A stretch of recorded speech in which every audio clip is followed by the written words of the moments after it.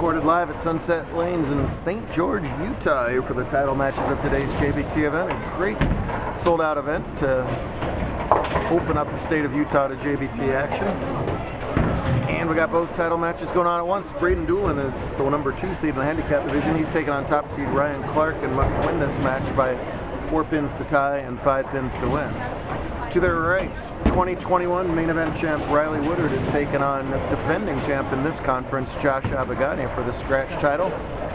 That is a third frame double for Woodard to match the opening double from Abagania in the first couple frames. Doolin spares up his 6th pin in the 3rd frame. They're all even on the scoreboards. It's still a 4-pin match over there. Sold out action to start everything off. 72 entries in the 18-lane center. Thank you so much to Jason and his crew for having us. Will not be the last visit to St. George, for sure.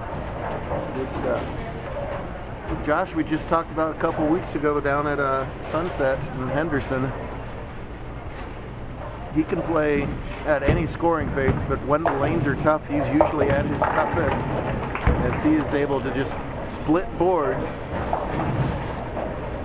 and seems to have found something here in the title game, as he only had 181 last game, and it was enough to just squeeze by Dominic Montoya in the scratch division. Hello, Jake. Hi. Josh doubled in the 10th for that 181 to force Dom to get the first hit in the 10th, which he did not, which created the win for Josh and a chance to play Riley for the scratch title. Off camera, Doolin converted a washout over there, so he sticks around.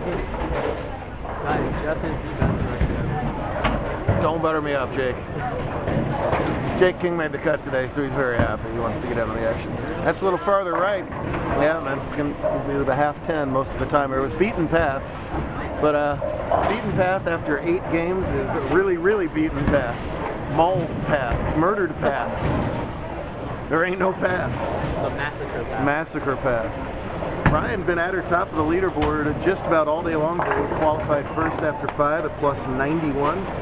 Held on to that lead in the semis, adding another stick to get to plus 92. That led by 30 pins. Last Saturday in Vegas, plus 91 wouldn't have even made the first cut. Today it's good enough to lead, so different every single week on tour. Josh, an outstanding spare shooter. He'll switch to plastic, go hard and straight, and that 10 pin right in the face. Right back here tomorrow, I'm going to play Rising Tide tomorrow. I haven't done that in a little while. Fun little twist on the format. We change up that format every week.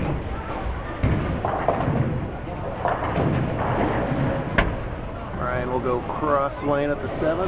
Cross lane enough. Go right in the face of that. Nice spare for her. 3rd spare in 4 frames for Clark. Look how well Riley hits the foul line. Oh, that's pretty.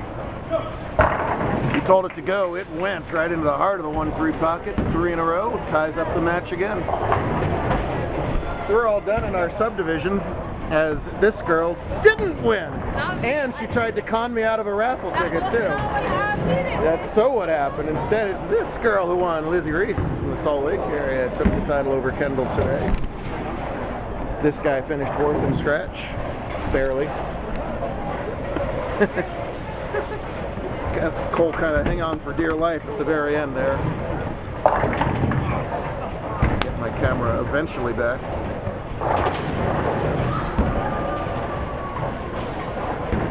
There we go.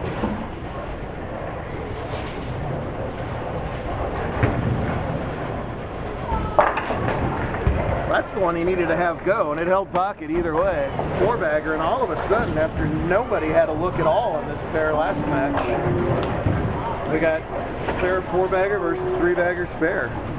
181 to 178 to 151 were the 3 scores bowled by the bowlers on that pair last game. Another 9 count for Clark and another spare for Clark.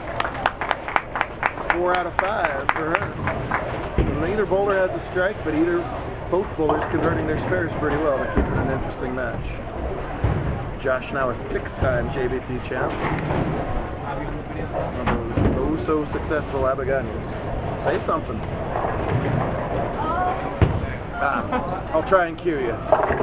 Oh, trips up that 4-9, only lead that 9. Braden's first time in the finals. Always happy to see some new blood in there. It's another makeable spare. Braden won that semifinal match over Sterling Smith, who sat in an angel's chair all day long. I don't know how he made the top 4 in that nasty angel's chair. And also just barely getting by this guy, Austin Nash, having a fine season as well. That was your big moment, Austin. Austin, you missed your cue. I'll give you a second chance. Thank you. Third. I got third, guys. I got third. There you go. All right. Austin was wrapped up on the TikTok there or something. I don't know what that was. I've heard of TikTok, but I'm 48 years old, so I'm not quite sure what I just said. I hope it wasn't bad.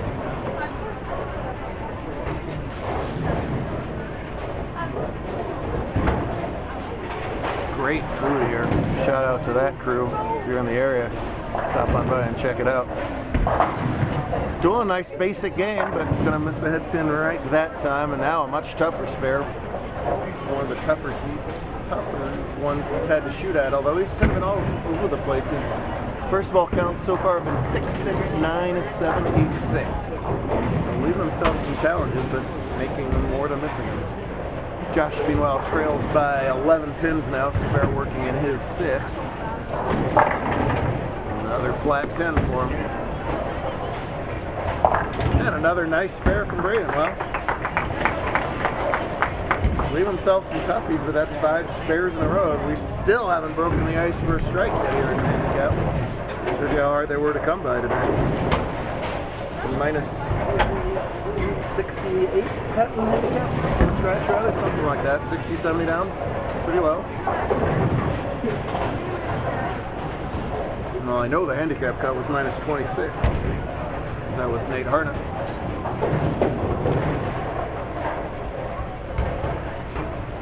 Working on yet another 9 count. Gonna have to get lucky here. No, and does not get lucky. As the Brooklyn leaves her biggest test so far of this title match. 5-6 baby split.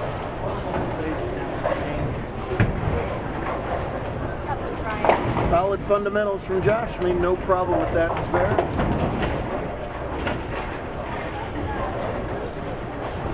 Part of a very happy crowd of San Diegans today. San Diego State was playing their Final Four game during the semis, and Mr. Fernandez just got lost his mind when he drained that bucket to win. Makeable split for her. This will be close. Nope, too much of the 5 pin there. Second open of the game for Clark, and she falls behind in the match.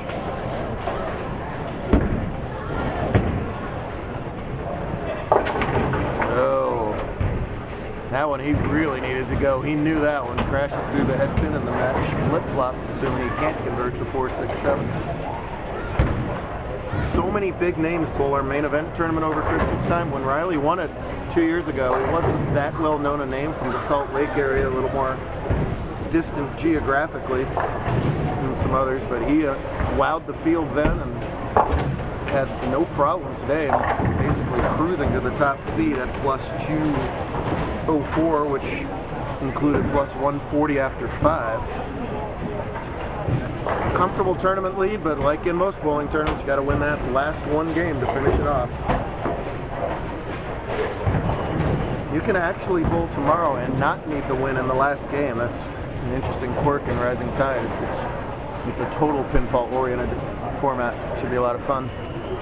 Well, Ryan just missed the 5-6. This is the mirror image of it, this time the 4-5. See if she has a little better luck on this side. And I think that one's close. Oh! Just didn't get over there to catch a piece of that 4.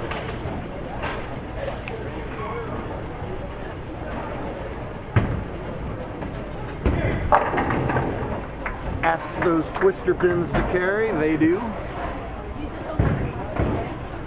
In addition to pattern, surface is a challenge here. The panels where the arrows are new.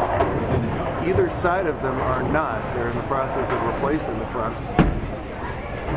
So you have old, new, old. Part of your surface that you got to adjust to.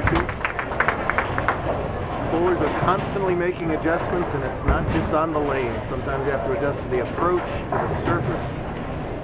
who else that you're bowling with. You're throwing a 50 grit purple hammer and blowing out your line, you know, all that kind of stuff.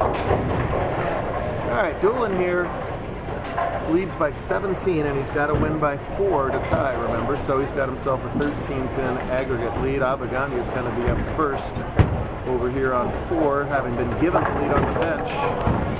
Can't increase because a solid 9, and there! We don't just have a strike, we have a double from Braden in the 7th and the 8th. Well, this is the roughest spot that Ryan's been in probably all day. She's going to have to come from behind in the last 3 frames. It's enough time to do it, but definitely no more mistakes.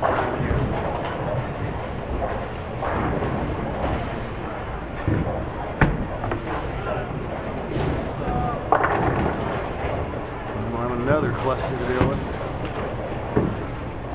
Ryan, no stranger to handling pressure. Of course, she had that exciting JBT title earlier this season when, if I remember right, her family had no clue that she won until I clued her in. I remember that. She was also part of the 2nd place state high school team in Nevada. They got a great high school bowling program in Nevada with her Palo Verde teammates, and was the individual champion in girls state this year. So how about that for 5A? Yep, lots of different divisions. Oh, division nothing, you're a state champ. That's the important part of that statement. Tough spare here again. Oh no! I didn't know if it was going to hang onto the head pin, but it was curving so far away that she misses the 8. In big trouble now for Clark. 111 through 8 puts her behind by 37 on the scoreboard. Big time trouble.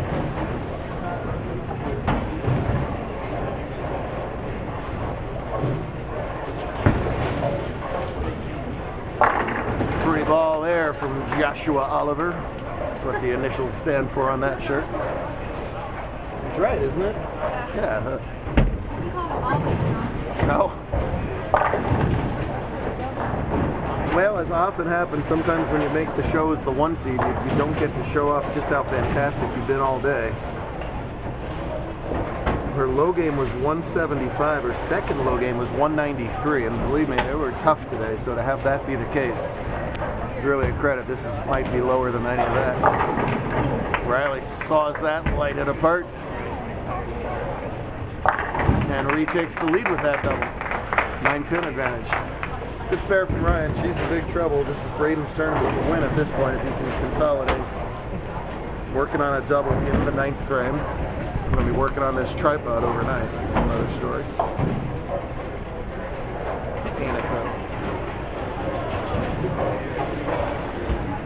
Big shot. We've seen Riley show some emotion already. And he might really let it out. Strike here in the 9th. 9-pin lead, double work. No! He liked that off his hand too. He's surprised that checked up that early on him. Thought we might get the 7 out. He doesn't. Give him 3 in a row. He's just touching the head pin and they're falling down. So let's see, 2 out here is 190 through 9. That would give him a 6-pin lead. So counting on vital, which means that if he wants to, he could really give this thing a try here. Well, intentional or not, just gets the 2 there, so that is indeed the 190 through 9. Josh leads by 6 now as the game flip-flops again. Back and forth they go. Best Riley can do is 220. Josh can strike here and hold count in the 10th. He'll win the match. Anything less, Riley can take it back away. Well, the string ends at 3, but that's going to be plenty. The best Ryan can do is 161 plus the 4 for 165. Braden's got that even with some miss. He's going to be a brand new JBT champion. Big shot for Josh. He'll be walking onto your camera right.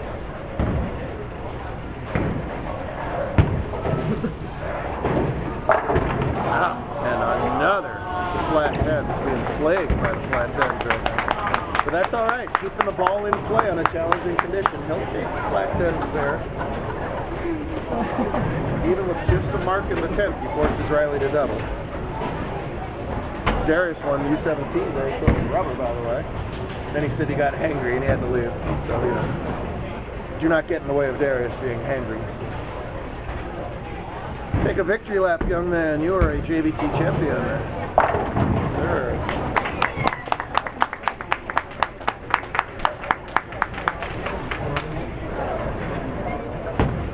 Just like making your free throws down the stretch, just make your 10 pins and carry on the next one. I think I heard a little muffled squeal back here. Yes, there we go. Proud family, as they should be right there. Don't hurt yourself. That's twice I did that. Look at this. This tripod is out for blood and it's getting it. Always tough when you're the top seed to have to win that one last match. She's a competitor, so I know she'll be disappointed, but hey, second out of a whole bunch of bowlers.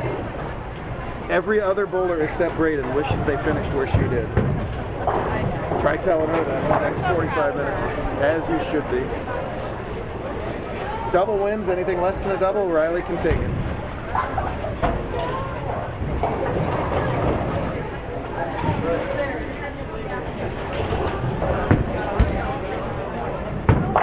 There's the first.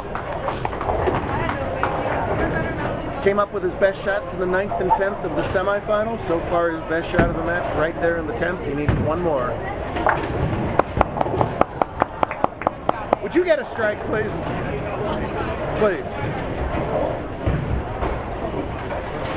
I also want to point out that the American flag here, I understand they did it to get it out of the way on lane 1, but it looks like it's always windy. No matter what. But there's a guy behind the masking unit going on lane 1. Things would entertain me after 27 years ago.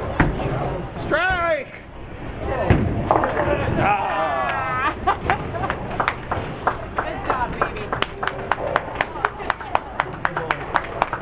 Thumbs down for the game, but thumbs up all day long for Ryan. She bowled great. And here's the shot for title number 7. More speed. Oh no! Are you kidding me? That ball was faster. I didn't think it had a chance to get there. His carry is not great from that spot, but he finds a way to roll the 2 and the 8. Oh my goodness. Needs 5, but what a break.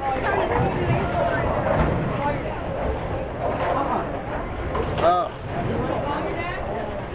That will be a tough pill to swallow if he does get the 5, because Riley dominated this tournament.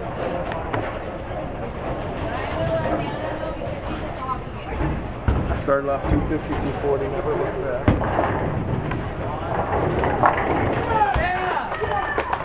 Well, performed like a JBT champion in the 10th frame both times. And his fans love it. That's my brother. We love Josh.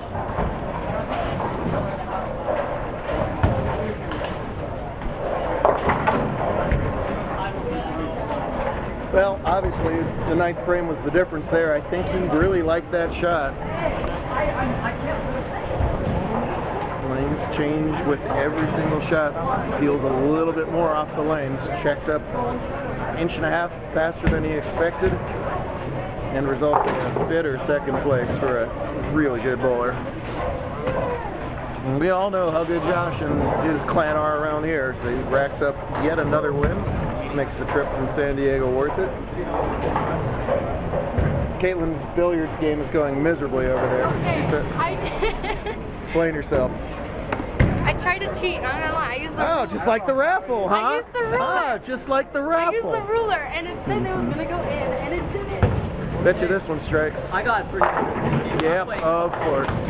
It's so Happens all the time. Riley will be back at it tomorrow, as will Josh and Cole and everybody else around me. Good stuff all day here in Utah. Fun. We'll do it again tomorrow. See you then.